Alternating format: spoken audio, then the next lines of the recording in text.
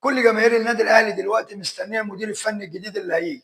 طب يا ترى هو كويس؟ يا ترى يبقى زي ريبيرو؟ يا ترى يبقى زي جده اللي مشي؟ فكل الناس مستنيه المفاجاه اللي مجلس اداره النادي الاهلي قال عليها.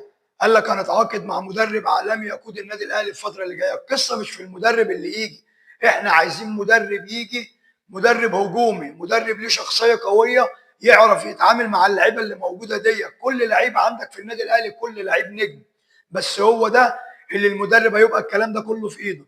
فانت محتاج مدرب الفتره اللي جايه يعني يقود احلام من جماهير النادي الاهلي للمكسب وللاداء الممتع وللصمت خالص. ما ينفعش يبقى في مدرب موجود وفي اي حد تاني بيتكلم.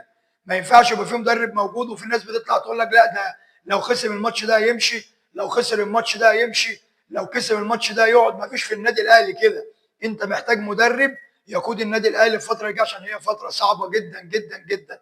اسوأ بدايه في تاريخ النادي الاهلي الفتره اللي عدت في الدوري دي.